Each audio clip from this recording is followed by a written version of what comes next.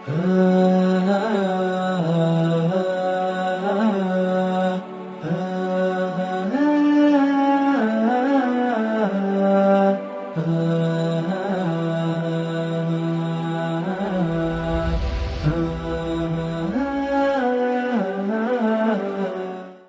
الله الرحمن الرحيم نحمده ونصلي على رسوله الكريم الحمد لله والصلاة والسلام على سيدنا محمد وعلى آله وأصحابه أجمعين وبارك وسلم تسليما كثيرا كثيرا رب اشرح لنا صدورنا ويسر لنا أمورنا واحلل عقدة من لساننا يفقه قولنا.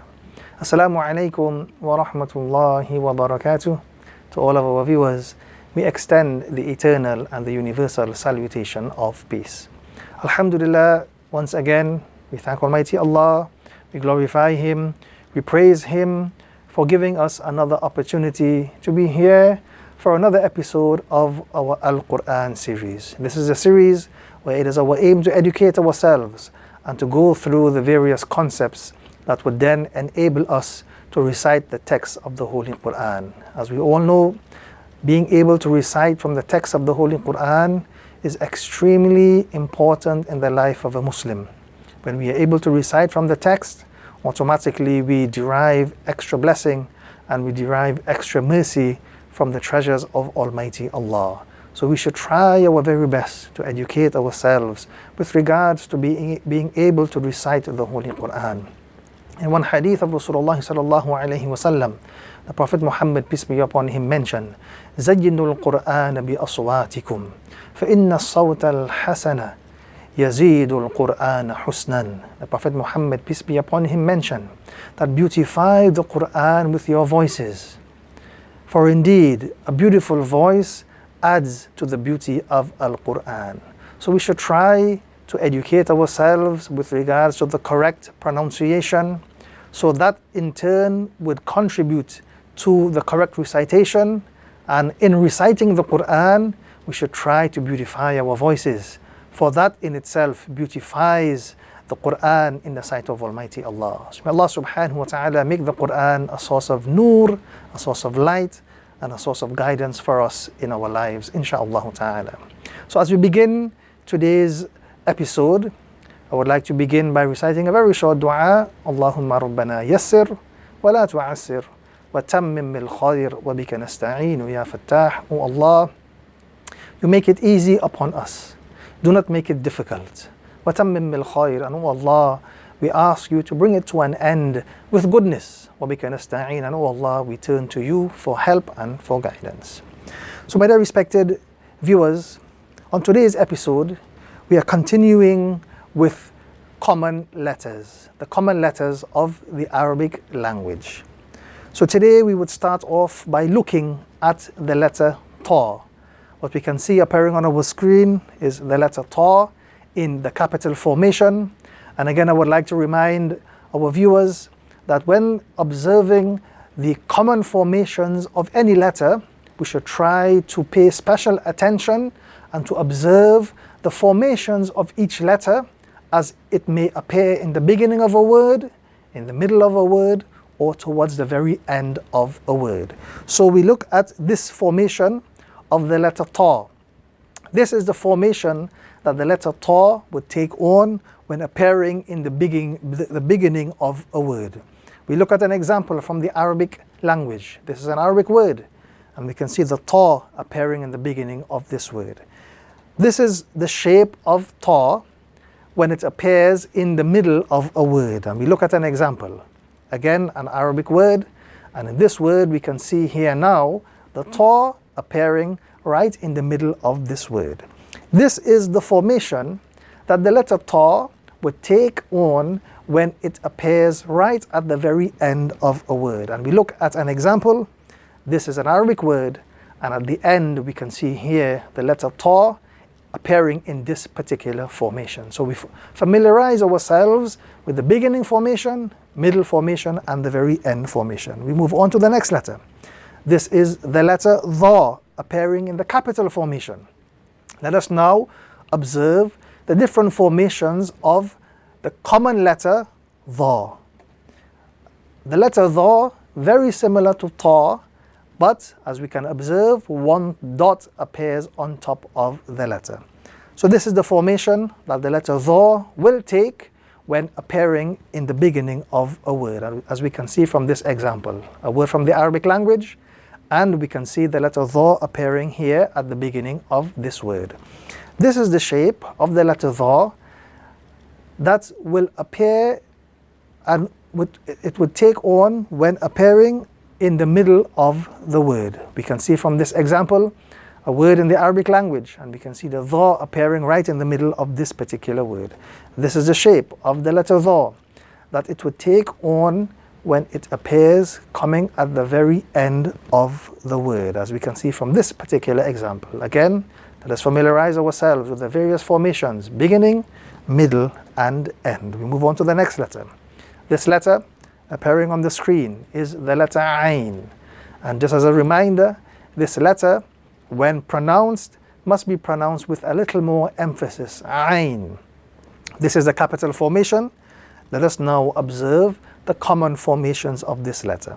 So this is the shape of the letter Ain when it appears at the beginning of a word, as we can see from this particular example. This is the shape of Ain that it would take on when appearing in the middle of a word, as we can see from this particular example. Somewhat different. Again, we need to familiarize ourselves with the various shapes so that we do not become confused. And this is the shape of the letter Ain that it would adopt and it would take on when appearing at the end of a word, as we can see from this particular angle.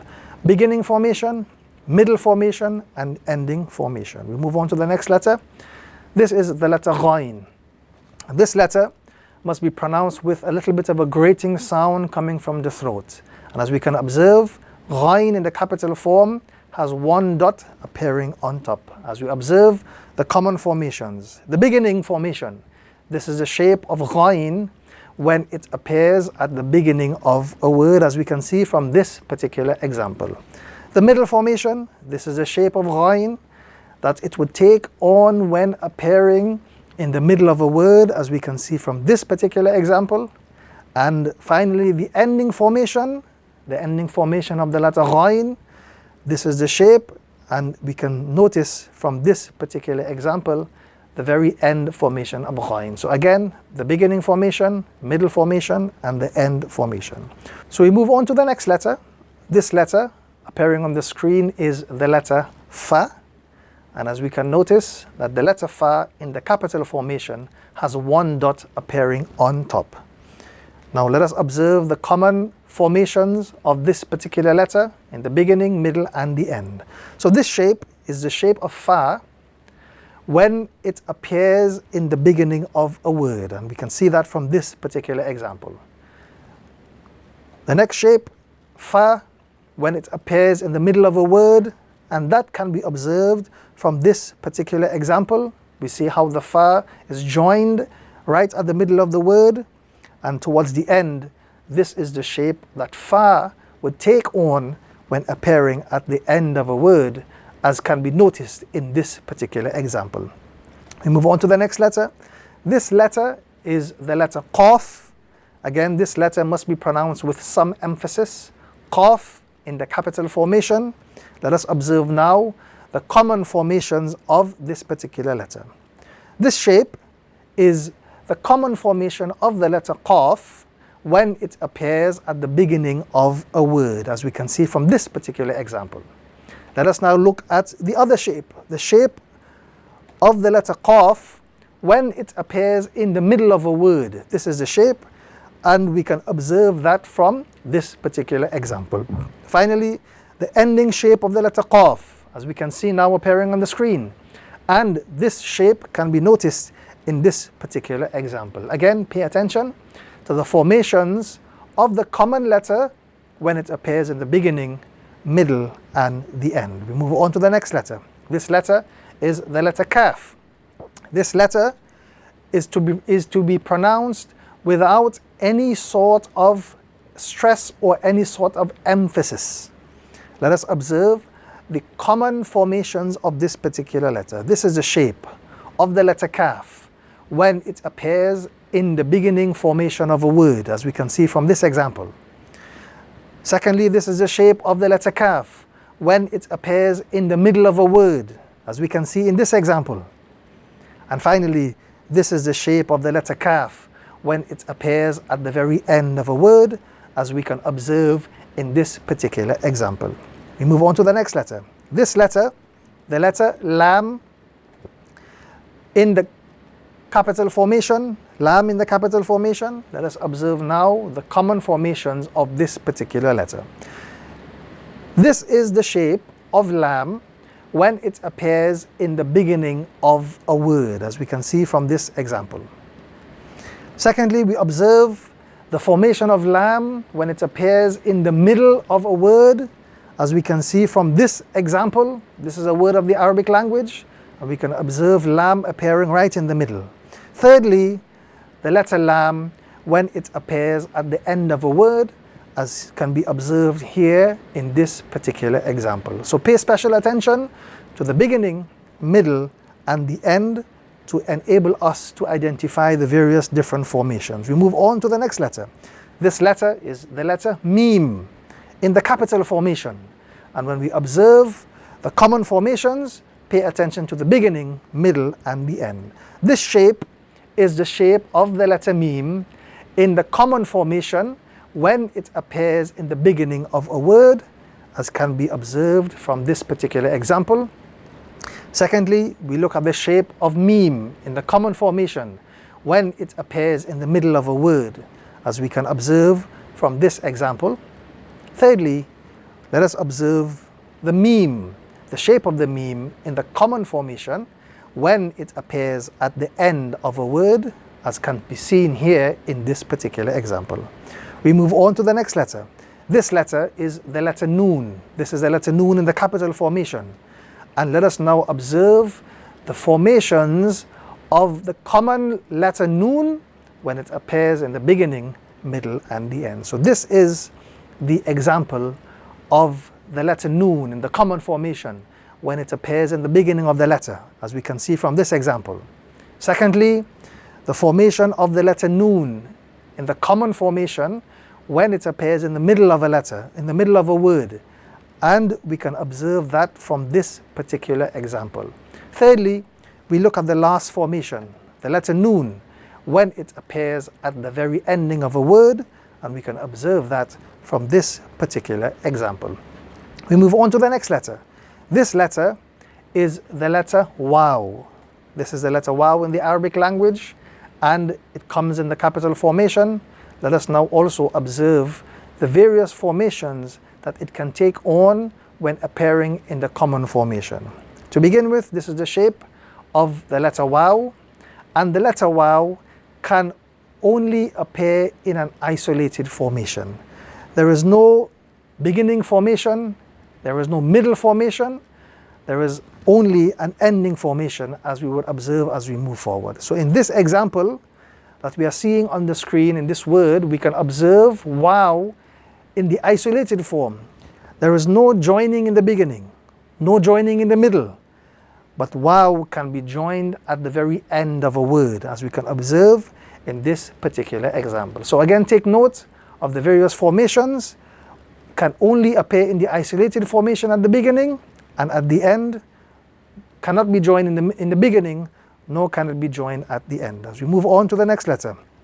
This letter is the letter ha, or the small ha in the Arabic language. This ha is to be pronounced without any sort of force or any sort of emphasis. And let us look at the various formations when it appears in the common form. So this shape that we are seeing here appearing on the screen is the formation of the letter ha when it appears in the beginning of a word, and we can see that in this particular example. Secondly, we look at the shape of ha, again a somewhat different shape, but this is the shape that the letter ha would take on when appearing in the middle of a word, and we can see that from this example appearing on the screen now.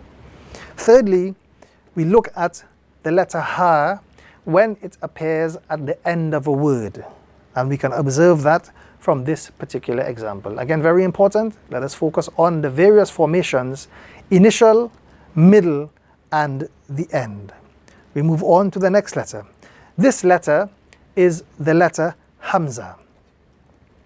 The letter Hamza appears in different formations. First of all, this is the first shape that we are seeing appearing on the screen. It looks somewhat similar to a common Ain, but on a smaller scale. This is one formation of the letter Hamza.